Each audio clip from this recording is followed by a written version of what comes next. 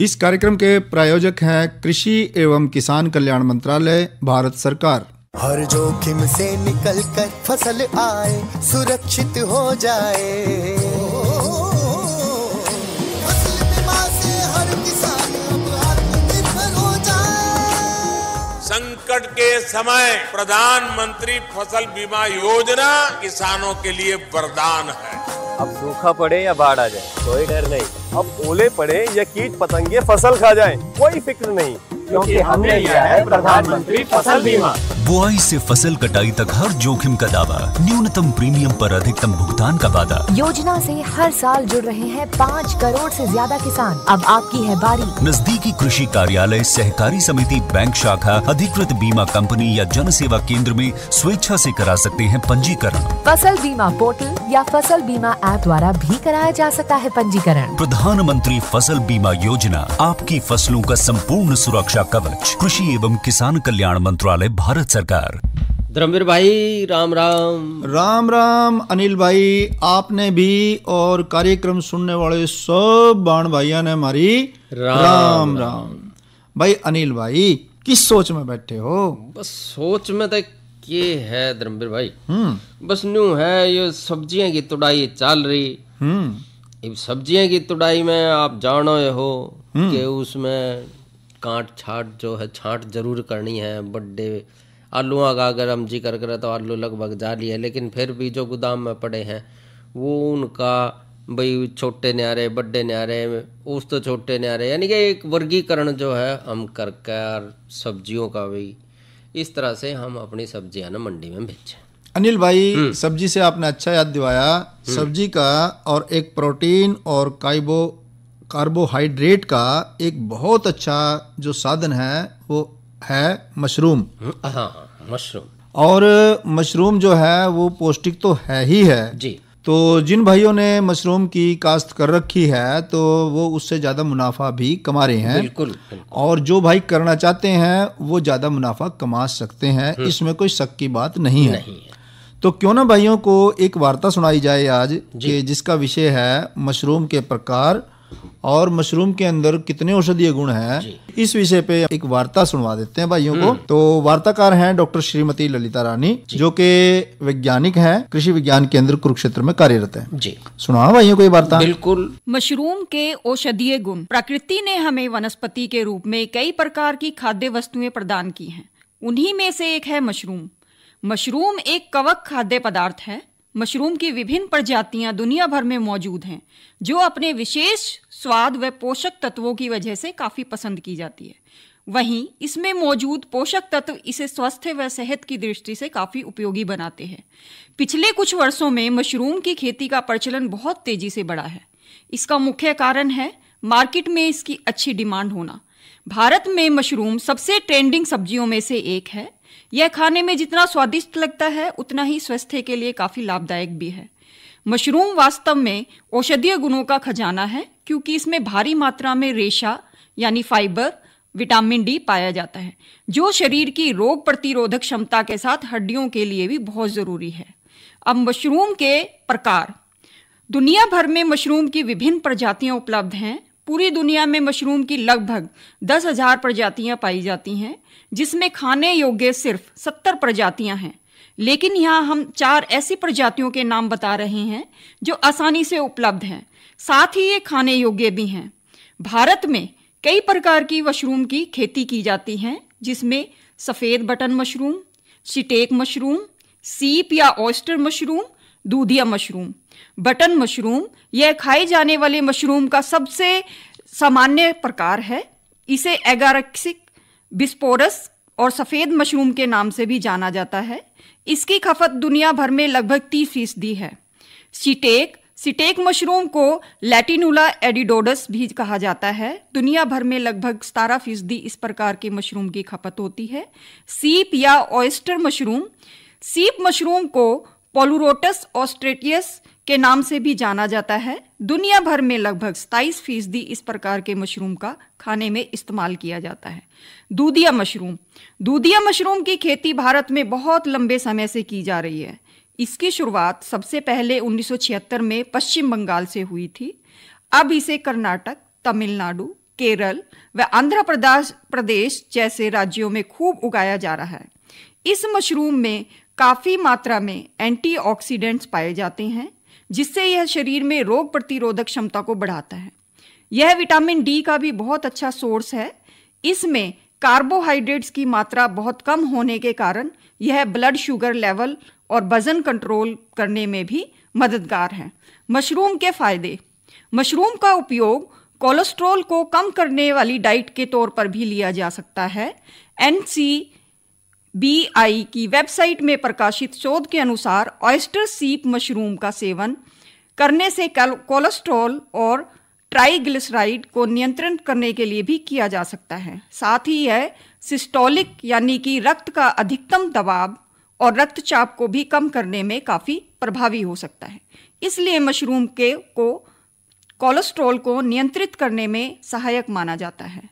एक अन्य प्रकाशित शोध के अनुसार मशरूम का प्रयोग करना स्तन व प्रोस्टेट कैंसर के लिए रामबाण साबित हो सकता है। दरअसल मशरूम में anti tumour, immunomodulatory, immune system को मजबूत करने वाला व एंटी कैंसर गुण होते हैं। साथ ही इसमें फेनोलिक यौगिक भी होते हैं, जिस वजह से मशरूम के लाभ स्तन कैंसर के साथ साथ प्रोस्टेट कैंसर में भी इसका इलाज संभव है। इसके अलावा यह कैंसर को बढ़ाने वाली कोशिकाओं को पनपने से रोकने में भी काफ़ी मददगार सिद्ध हो सकता है।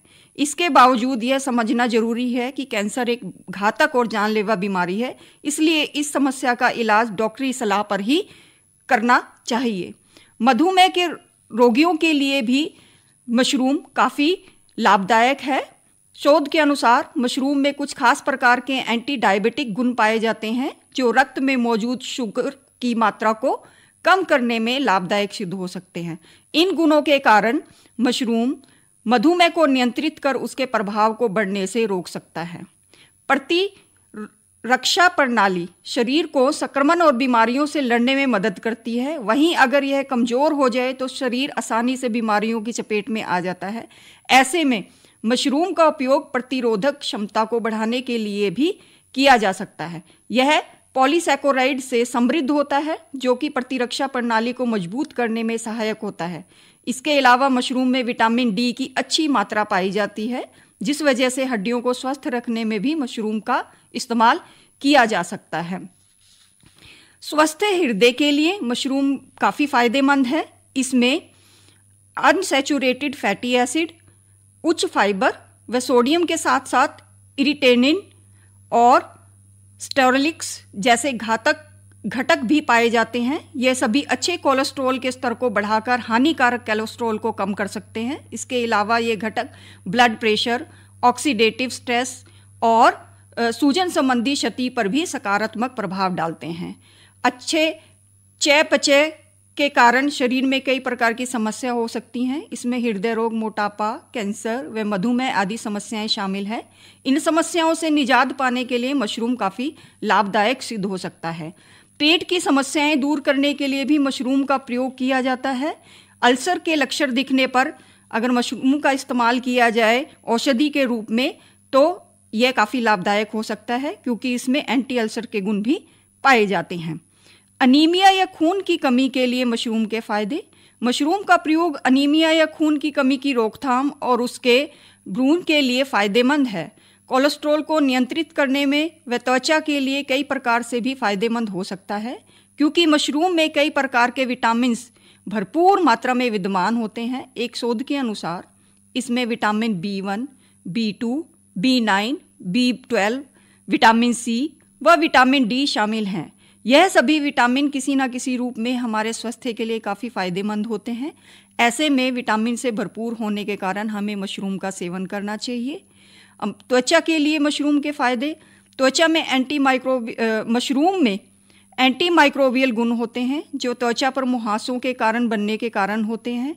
और अगर हम मशरूम के पाउडर को त्वचा पर लगाएं तो इससे हम मुहासों से आज़ादी पा सकते हैं। इसके अलावा मशरूम के क्या क्या उपयोग हैं।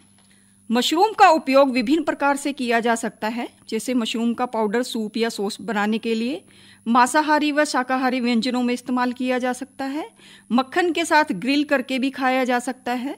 मशरूम को शोरबा व सूप में उपयोग किया जा सकता है। मशरूम पाउडर का प्रयोग सैंडविच व ब्रेड के स्वादिष्ट व्यंजन बनाने के लिए किया जा सकता है। मशरूम का उपयोग आमतौर पर पिज़्ज़ा टॉपिंग के रूप में किया जा सकता है। पिज़्ज़ा तैयार करते समय मशरूम के साथ अन्य सब्जियों के साथ पनीर के साथ भी इसका इस्तेमाल किया जा सकता है। मशरूम व अंडे को मिलाकर ऑमलेट बनाया जा सकता है। अन्य सब्जियों के साथ सूप बनाकर इसको लिया जा सकता है। मशरूम को फ्राई करके भी आहार में शामिल किया जा सकता है। अगर हम मशरूम की मात्रा की बात करें तो प्रतिदिन 227 ग्राम यानी कि 8 औंस की मात्रा तक ताजे मशरूम का सेवन किया जा सकता है। हालांकि व्यक्ति की उम्र के साथ ही उसकी और स्वास्थ्य के आधार पर इसकी मात्रा परिवर्तन संभव है। इसलिए अपने लिए मशरूम की उपयुक्त और सुरक्षित मात्रा जानने के लिए आपको आहार विशेषज्ञ से जरूर सलाह लेनी चाहिए। अंत में मैं यही कहना चाहूँगी कि ये सिर्फ शिक्षा की दृष्टि से आपको कुछ उपाय बताए गए हैं, लेकिन अगर समस्या ज़्यादा गंभीर है तो आप डॉक्टर की सलाह जरूर लें। धन्यवाद। अनिल भाई बड़ी गौर से सुन रहे थे, जागो गौर से के सुन रहे थे, बहुत बढ़िया बात बताई डॉक्टर साहब ने। देखो डॉक्टर साहब ने सारी बात बता दी और कितनी एक आदमी ने लेनी चाहिए वो बता दी और फिर ये भी बता दिया कि भाई इसकी जो सही मात्रा है किस आदमी को कितनी लेनी चाहिए वो उसकी उम्र पे निर्भर करेगा और उसका जो सहने की ताकत है उस पर निर्भर करेगा कि उसने कितनी खानी चाहिए। बिल्कुल, ज्यादा सेहत भी सके।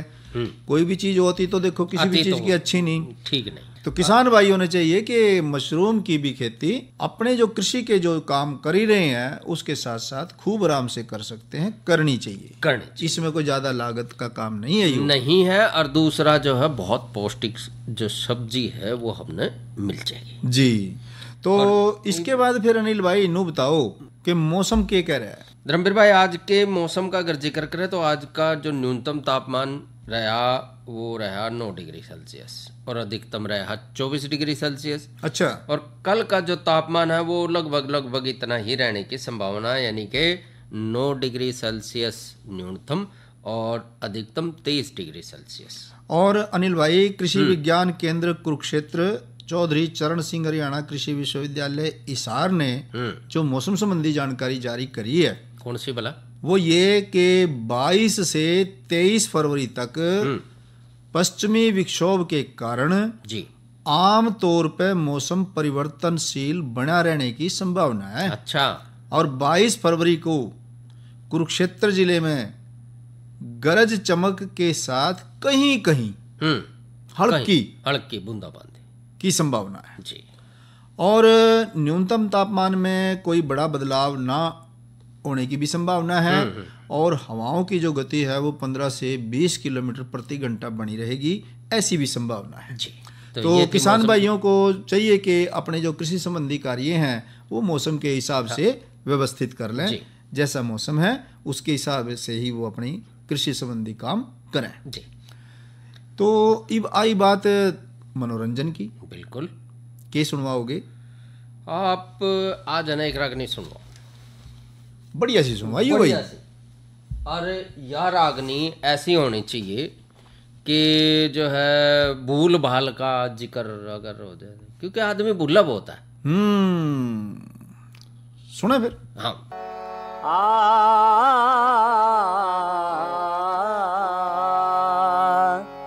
किसे भूल में बसा जग सारा रे, किसे भूल में बसा जग सारा रे, ओ भूल में बसा जग सारा रे, किसे भूल में बसा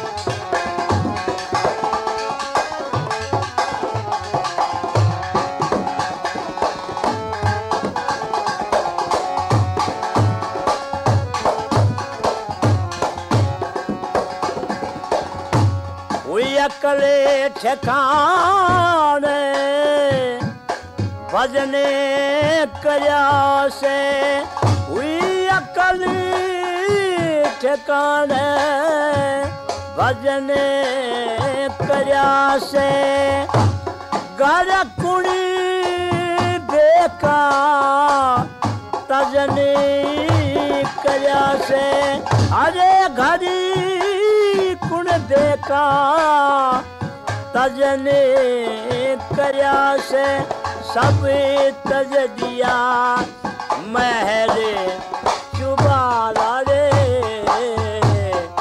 किस भूल में बसा जगे सारा रे किसी भूल में बसा जगे सारा रे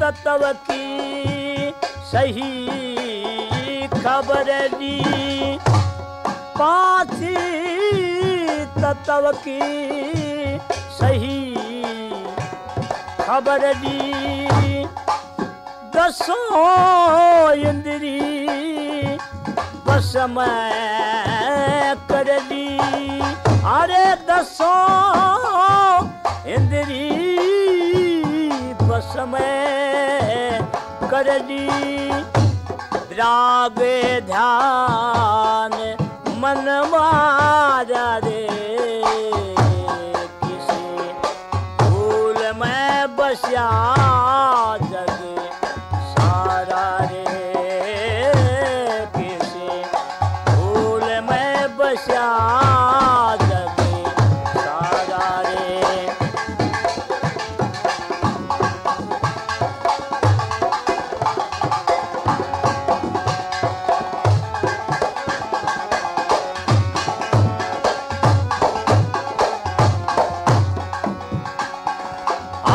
संध्या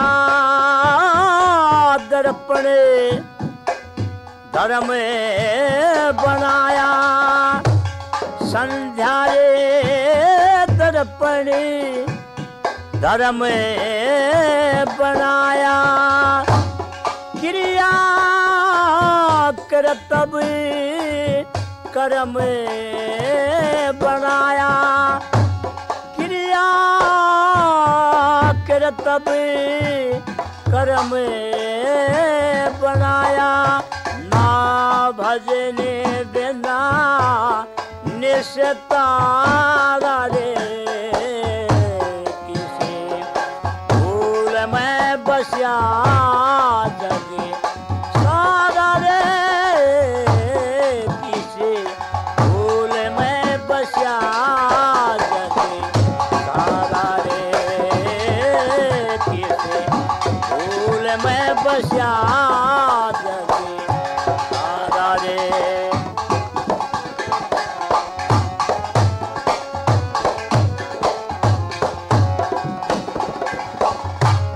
हरी किलो में तबीयत रंगली हरी की लो में तबीयत रंगली बनवारी लाल बजा सत्य संगी बनवारी लाल बजा सत्संगी लिख हाथ उठा एक तारा रे बसा जगे सारा रे किसी भूल में बसा जगे सारा रे किसी भूल में बसा जगे सारा रे किसी भूल में बसा जग सारा रे भाई देखो ये एक कवि ने सारा अंदर का भेद खोल दिया अनिल भाई। भाई संसार की स्त्रियां भूल में पड़ा और इलाज भी बताया। बिना भजन नहीं निस्तारा रे। और भजन का मतलब परमात्मा का नाम ले भाई, उसके बिना तो कोई छूटने का इंतजाम है ही नहीं। पर इतने नहीं छूटते, इतना खेती का काम भी करना, घर भी सामना, गृहस्थी का काम भी करना। बिल्कुल। और भाई कृषि का काम करके काम नहीं चल रहा है, कृषि से जुड़े हुए काम धंधे भी करने पड़ेंगे। बिल्कुल करने पड़ेंगे, क्योंकि जब तक किसान जो है खेती से आगे कदम नहीं बढ़ावेगा, यानी खेती से जुड़े हुए अगले काम धंधों की तरफ जब तक कदम नहीं बढ़ेगा ना, तब तक हमारी किसान भाइयों की स्थिति में सुधार होना बड़ा मुश्किल काम है। तो ऐसे में आप जो बात कर रहे हो खेती से जुड़े, डेयरी व्यवसाय की तो बात नहीं कर रहे आप? या भी है, डेयरी व्यवसाय भी खेती से जुड़ा है काम है। बिल्कुल। जैसे मशरूम का काम है, वो भी किसानी का काम करते करते इंसान कर सके, तो डेयरी का व्यवसाय तो बिल्कुल कर सके, उसमें तो कोई दो राय है ही नहीं अनिल भाई। और जिन भाइयों ने कर रखा उनको मुबारक है। पर बात वही कि भाई करना ही काफ़ी नहीं है, जो भी काम करें पूरी लगन से और पूरी उस तकनीक से जो वैज्ञानिक कहते हैं, तब जाकर के फ़ायदा बढ़े। बिल्कुल। अब जैसे मान लिया आपने डेयरी फार्म की ही बात करी, डेयरी व्यवसाय की ही बात करी, डांगर रख लिए, पशु रख लिया, कैसा रखना चाहिए? दुधारू पशु रखना चाहिए। हाँ, बढ़िया पशु रखना चाहिए, अच्छी नस्ल का होगा। बिल्कुल। तब वो फायदा देगा। चाहे आप भैंस रखो, चाहे आप गाय रखो, चाहे आप भेड़ बकरी रखो, वो बात अलग। हाँ। लेकिन हम आज बात करेंगे गाय या भैंस की। बिल्कुल। तो गाय और भैंस जिन भाइयों ने रख रखी है, सबसे पहले तो देखने वाली बात यही है कि जो भी भैंस है या जो भी गाय है, उसकी नस्ल, उसकी उम्र, उसकी सेहत कैसी है, दूध देने लायक है कि नहीं, और खाली दूध ही नहीं, दूध ज्यादा देगी कि नहीं, इस बात का ध्यान रखें। एक बात और है धर्मवीर भाई कि अच्छी जो दुधारू गाय है चाहे भैंस है, वो 300 दिन तक जो है वो दूध दे तो बहुत बढ़िया मानी जाती। हाँ, ये आपने बहुत अच्छी बात बताई। मतलब 300 दिन तो एक ब्यात में दूध देना ही चाहिए पशु। बिल्कुल। तो उस काम में ना अनिल भाई दूध देना चाहिए, नस्ल तो काम अपना करेगी, यानी कि 6 महीने के लगभग। हाँ। तो लेकिन इसमें फिर क्या है कि उसने कुछ खाने भी चाहिएगा। उसका संतुलित आहार का भी ध्यान रखना चाहिए, उसके बारे में थोड़ा बताओ आप। संतुलित आहार का अगर जिक्र करें धर्मवीर भाई, तो डेयरी व्यवसाय में 60 से जो 75% जो खर्चा है वो पोषण पे ही होना चाहिए। अच्छा। क्योंकि ज्यादा दूध उत्पादन के लिए पशुओं को जो जरूरत के अनुसार ऊर्जा चाहिए, प्रोटीन चाहिए, खनिज लवण चाहिए, मिनरल्स चाहिए, और संतुलित रूप में जो है ये होने चाहिए जी। क्योंकि संतुलित आहार जो है व्यवस्था अगर हम करेंगे, यानी कि कम लागत में ज्यादा उत्पादन अगर हम लेना चाह रहे हैं, वो भी डेयरी व्यवसाय से, तो हम जो है इसको और ज्यादा लाभकारी बना सके हैं। कैसे? एक तो जो हम पशु को आहार दे रहे हैं, मोटे तौर पर वो 2 भागों में हम बांट सकें। 2 भागों में बांट सकें? हाँ, एक चारा और एक दाना। एक चारा और एक दाना। जी। और इसी प्रकार से चारे को भी 2 भागों में बांट सके। अच्छा। एक सूखा चारा और दूसरा हरा चारा। सूखा चारा और हरा चारा। जी। अब बात आवे कि दाना मिश्रण बनाने के लिए कई डाल के जो नाज हैं, जैसे मक्की हुई, जई, जौ, बाजरा, गेहूं, ज्वार, इन अनाजों ने, और इसमें हम जो है इसके अलावा भी जी चावल की जो पॉलिश है, अच्छा, गेहूं का जो चोकर है जिसने हम अपना वो छानस जी, वो भी मिला सके हैं।